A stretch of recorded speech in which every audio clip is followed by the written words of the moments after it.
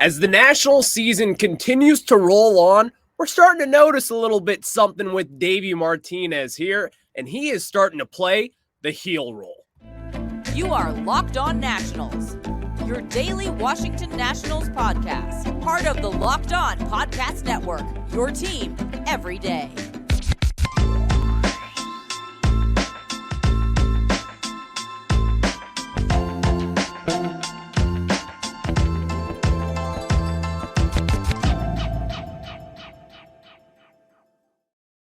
And today's episode is brought to you by Sleeper. Swing for the fences on Sleeper picks, and you could win up to 100 times your money. Download the Sleeper app and use promo code LOCKEDON, and you'll get up to $100 match on your first deposit. Terms and conditions apply. See Sleeper's terms of use for details. Currently operational in over 30 states. Check out Sleeper today. And thank you guys for making Locked On Nationals your first listen every day, as we are free and available wherever you get your podcast. I'm your host, Ryan Clare, and I've taken my passion for this team into podcast form here with the Locked On Podcast Network, where you get your team every single day. And on today's show, we're going to be getting into another MLB Draft breakdown as Brandon Sproat, right-handed pitcher from the University of Florida. He fits Mike Rizzo's profile. I'm going to tell you about Brandon Sproat and why you should be intrigued with him with the 40th overall selection in round 2.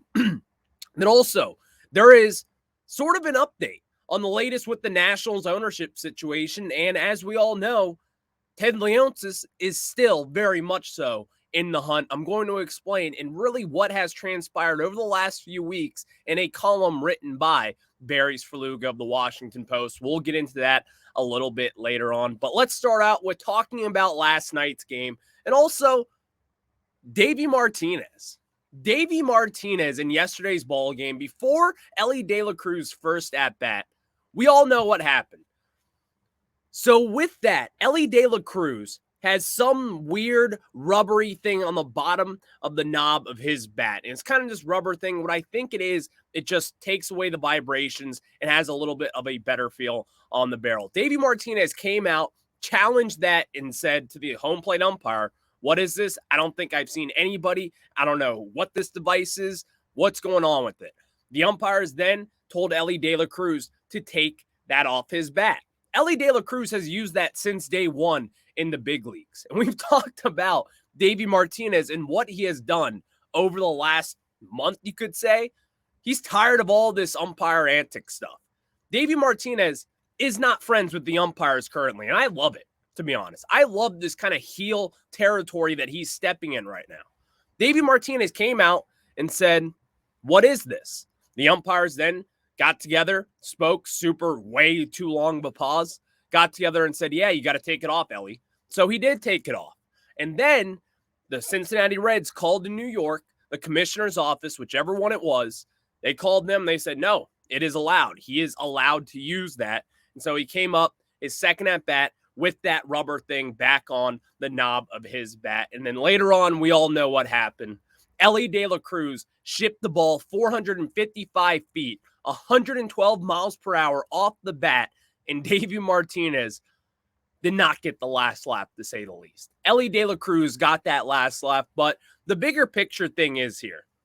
I love the emotion that Davey Martinez has really been shown over the last month or so. He's tired of all of these umpire antics that have been going on with bad strike 3 misses on Amos Willingham again 2 nights ago. There's been multiple situations with bad calls. Davey Martinez getting ejected just 2 weeks ago in the rain in D.C. There's a situation when Houston, obviously we know the Trey Turner play popped up once again, and it went against the Nationals again.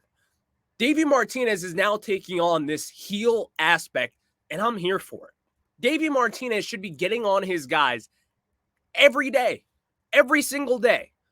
I love this from Davey Martinez. He is playing some mind games with young guys when it comes to Elly De La Cruz. And while some people may not like that, Elly De La Cruz certainly did not like it. David Bell certainly probably did not like that. And his teammates probably didn't really like it too much. But Davey Martinez is smart in this situation. He's trying to get in Elly De La Cruz's head. Ultimately, did it work? No. It backfired on him. But that's all right. It's going to happen. I just wanted to talk about that and talk about Knobgate, I guess we could say. Knobgate, is that what we're going to call this?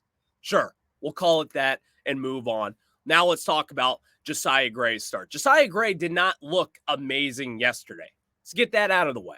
But he also didn't look terrible, and we do know what happened. The fifth inning, you have Jeimer Candelario and Luis Garcia, both with awful errors that did not stop any of the bleeding from the Cincinnati Reds. There were 2 outs in that fifth inning. It opened the floodgates. Everything leaked after that, and the Nationals just were out of it. It was not a good game yesterday. Yesterday was a glimpse of the 2022 Washington Nationals, and that ain't a good memory. I don't want to see that performance again. But here's the best thing about baseball. You come in the next day, and you get to do your job over again. That's the best part about this game. We love baseball. You get to wipe that page, rip it out, go on to the next one. That's what the Nationals are doing today. But before we really jump into that portion of this, Josiah Gray and Mackenzie Gore, they've both impressed wildly this year. While Josiah Gray has much better numbers than Mackenzie Gore up to this point of the season, health is wealth when it comes to both of these guys this year. I remember Mike Rizzo on with the Sports Junkies on 106.7 The Fan. He always talked about how Josiah Gray having that full, healthy first season in the major leagues was a huge deal. And I was always kind of like, I don't really see that. I don't really think that plays a huge difference in what he does going forward. But as we've seen this year, that jump up that he has taken so far this season has been a massive one. So now let's put the attention and put the spotlight on Mackenzie Gore. Mackenzie Gore is starting to be in that territory where he's having some rough starts, and he is starting today against the Cincinnati Reds. That could be a tough one. We'll preview that a little bit later on. But now Mackenzie Gore is in this spotlight, and he's had some rough roads. He's had a rough patch over the last month or so. But don't get lost in that. Don't get lost in the numbers. While his strikeout rate, in my opinion, has still been very good. You look at what Mackenzie Gore has done best this year. It's putting batters away. It's getting his pitches and using them effectively. Because we know Mackenzie Gore has got the stuff. He's got the breaking pitches. He's got the changeup. He's got the fastball. And really what's been most impressive this season is probably his slider, in my opinion. But through this 17 starts that he's had up until today, he's got 11 strikeouts per 9 innings. Now, what is not the best part of Mackenzie Gore's game is the 4 walks per 9 innings. And we know that it's eaten him up over the innings here. But what I look at when it comes to young pitchers, and maybe someone who doesn't have the best ERA like Mackenzie Gore, he's got a 4.48. If you're into that, yeah, then he hasn't had the best season ever. You could say that, I'm sure. But his strikeout numbers, I think that kind of gives you a good definition of what this guy is, especially at a young age. Mackenzie Gore has the stuff to put away hitters. If he were to cut down on his walk rate, if he were to just cut down on his big mistakes meaning leaving a hanging slider up in the zone and having someone crush it over the fence, which we have seen a couple times here recently, leaving a fastball low and in the zone, somewhere to where they can drive it. We've seen that, and we've seen that really tackle him over the last portion of this month. Mackenzie Gore, his goal is health, because health is wealth going into this season. I now buy into that factor to where we just have to make sure Mackenzie Gore is, 1, healthy throughout this season, and 2, continues to get the work in that we need to see from Mackenzie Gore. And that work is just going out there, getting a quality start, 5 innings pitched, 2 to 3 earned runs, and a couple strikeouts here and there, and cut down on the walk rate. Because I do think if Mackenzie Gore were to make it this full season healthy, that would be a huge step going into next year when the Nationals will be a lot better, and they better be a lot better. Because Mackenzie Gore has got the stuff to be the ace of the staff. I've always believed that. I always will believe that. Because I believe in stuff.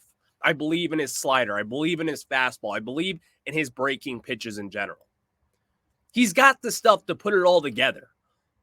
It's just a matter of fact of getting through this season healthy. Because last year he wasn't healthy. He had the elbow inflammation that we just shut him down for the rest of the year.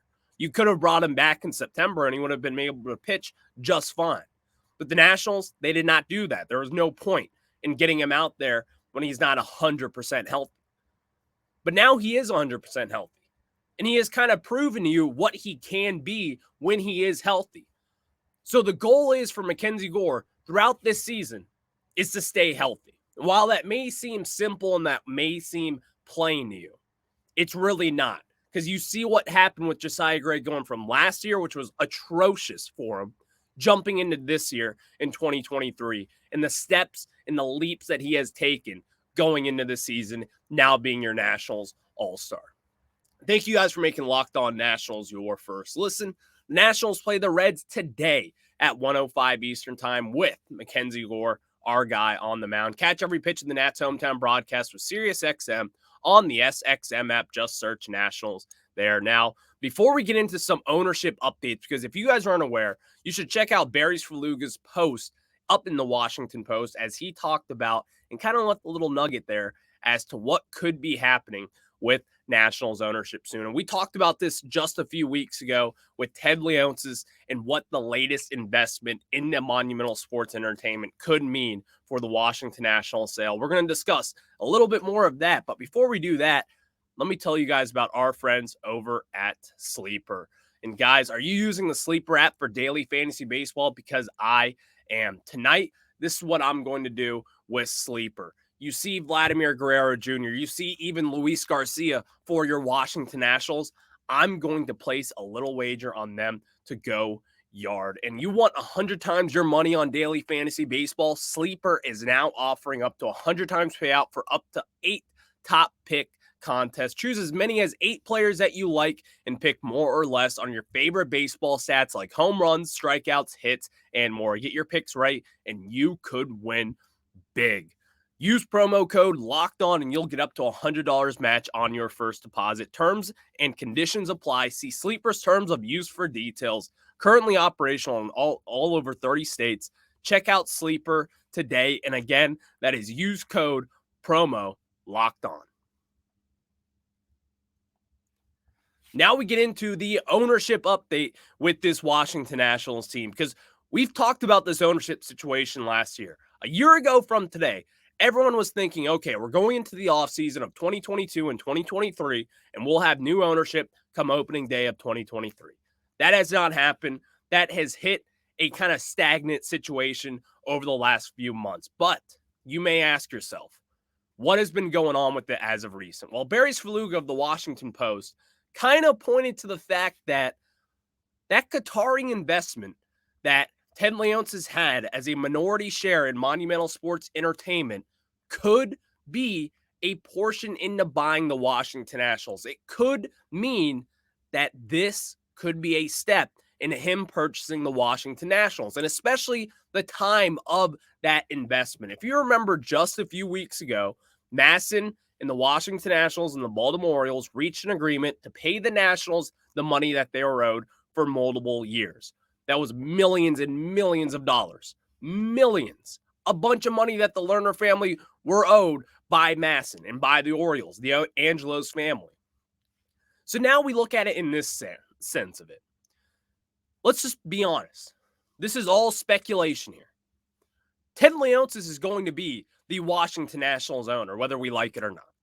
Ted Leonsis is now going to be buying this Washington Nationals team.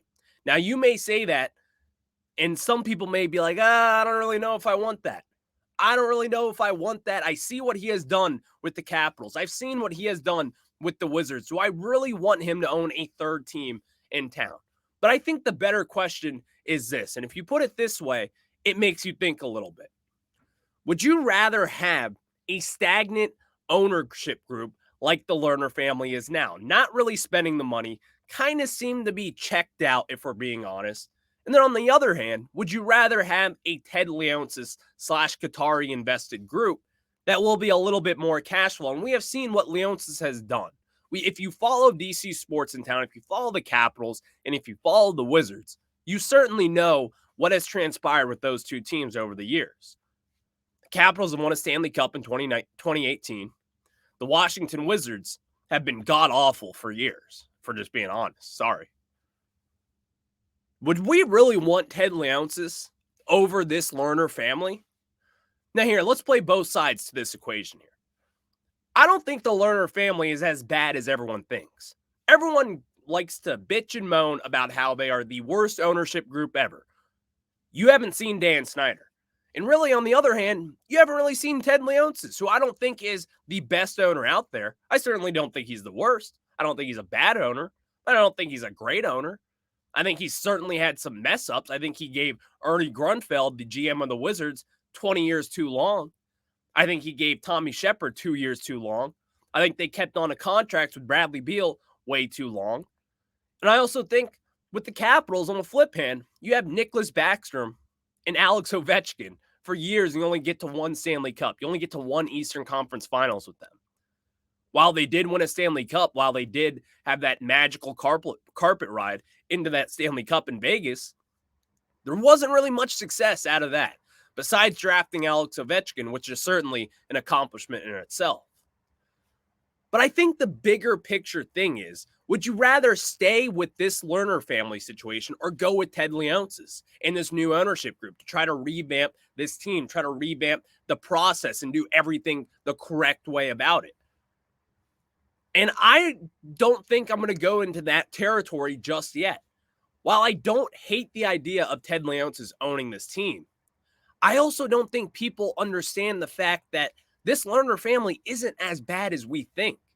And while people should be, while I was upset this offseason as to why they didn't spend enough money, they didn't spend any money. J-Mar Candelario was their big acquisition.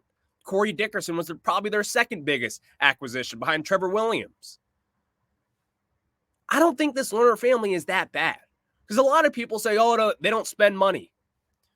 Multiple years for hundreds of millions of dollars to Jason Worth in 2011.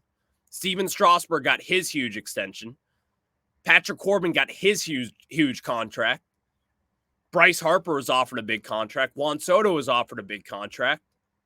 Max Scherzer got signed to a huge contract back in the day where people thought it was a crazy overpay to be the highest paid pitcher in all of baseball. I think people forget about those things. And I also think people forget that these guys that they let go, most of them were Scott Boras clients, in which they would probably leave in a lot of different places. While you can look at the other hand and say, well, the Houston Astros have found a way to keep their Scott Boras guys. Yeah, they have. The Philadelphia Phillies have found ways to scoop up these Scott Boras clients. You're correct. But also on the other hand, the Nationals were kind of in a downfall even after spending in that 2021 year. They had to pull the ripcord at some point.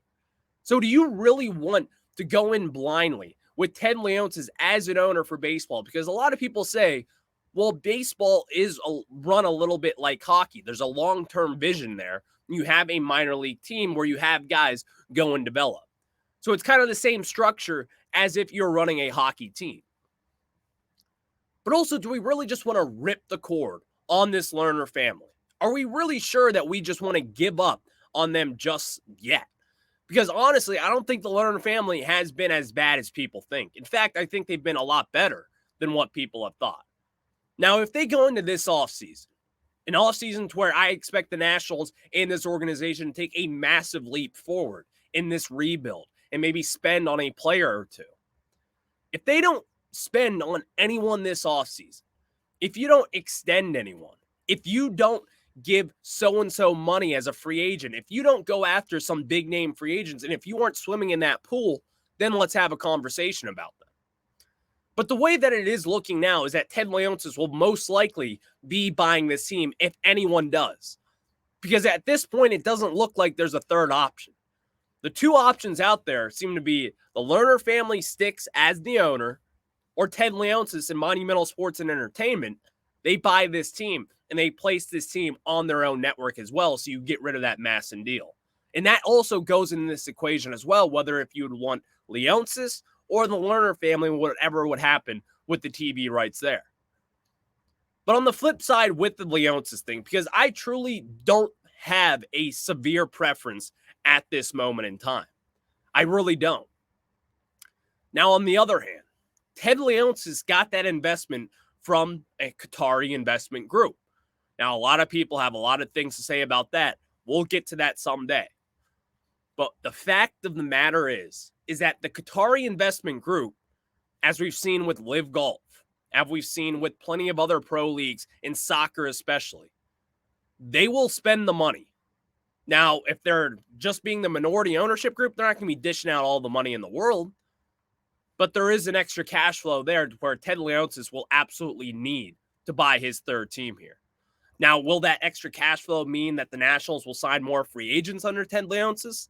We'll just have to see. But the matter of the fact is there is an extra cash flow there to where they could buy out Masson and they could go to NBC Sports Washington or Monumental Sports Entertainment, whatever that is called. So that is another thing to kind of balance here when talking about each of those things.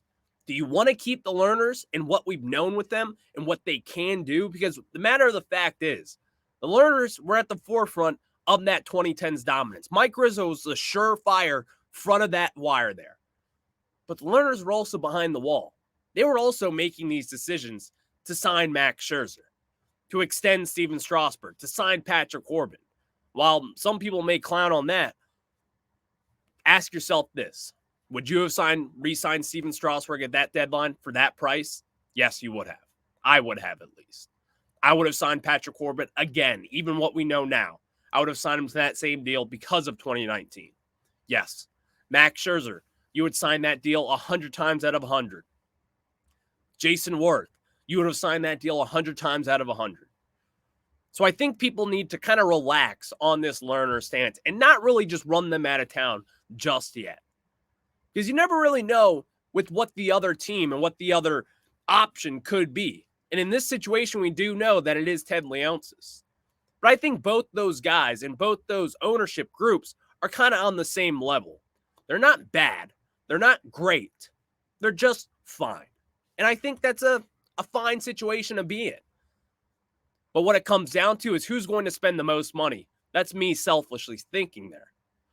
But I think that's really what it comes down to. If you were to ask me, Ryan, who do you want as the next owner? I say, who's going to spend the most money and who's going to really invest in analytics and into this team?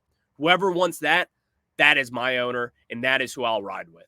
So the Nationals do play the Cincinnati Reds today at 1:05 Eastern Time. You can catch Mackenzie, Gore, and everyone else as the Nationals and every pitch of the Nats hometown broadcast with SiriusXM on the SXM app. Just search Nationals there. So now we're going to continue discussing this big MLB draft, as today we have a second round preview, and this time we're going to discuss right-handed pitcher from the University of Florida, Brandon Sproat. I'm going to tell you about that and why he fits Mike Rizzo's mold in particular right after this. And now we get into talking about right-handed pitcher Brandon Sproat from the University of Florida. And if people who don't really know this kid was once a high MLB draft prospect coming into that 2019 MLB draft. Obviously, 2019 class of high school there. He was drafted in the third round by the New York Mets. And back then, third round, he was going to get more money than what he was slotted to get in that third round. He decided to go to the University of Florida and bet on himself. And as of right now, it's looking like it will pay off, as he should be drafted in that round 2 area. Could even sneak into that first round, as we talked about with Cooper Pratt yesterday. But I think with this Brandon Sproat, I think this is a more realistic option than Cooper Pratt. One, this guy fits Mike Rizzo's mold. A big right-handed pitcher who, again, sits 99 and goes up to a 101. That's where he has hit. And I watched this guy throughout the College World Series with the University of Florida. This guy is a really good pitcher. And also, he's got the stuff to really make it and take that next jump. And as we saw last year, Mike Rizzo took a second-round arm out of college, University of Oklahoma, another College World Series guy, and that has worked out terrifically for the Washington Nationals so far with Jake Bennett. I think he could dip his toes back in that water again and go the college route in that second round and take someone who may not be this huge development piece. But here's the thing about Brandon Sproat. This guy is a work in progress, because what killed him over this season, his numbers aren't amazing. His numbers were all not that great, if we're being honest.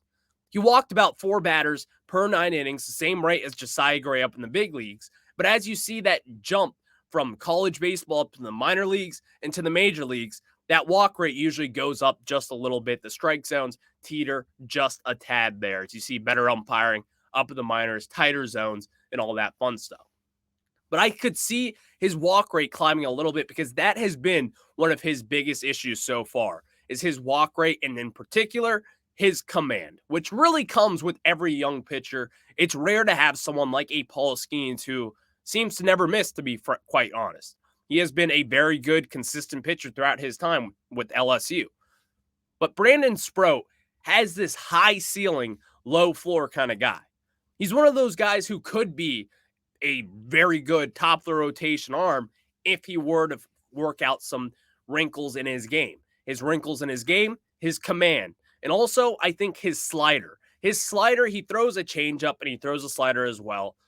His slider, while it's not really up to par of what my opinion, what it should be as a second round pick, as a college arm, I think it's something that you could work with as well. Because when I see teams and what people say about Brandon Sproat is that this guy has the ability to not only be a front of the line starter, but he could be a quick riser like a Cole Henry was back when we drafted him in the second round in 2020, and like Jake Bennett, who is now in high A Wilmington and who could be getting pushed up to double A here any moment.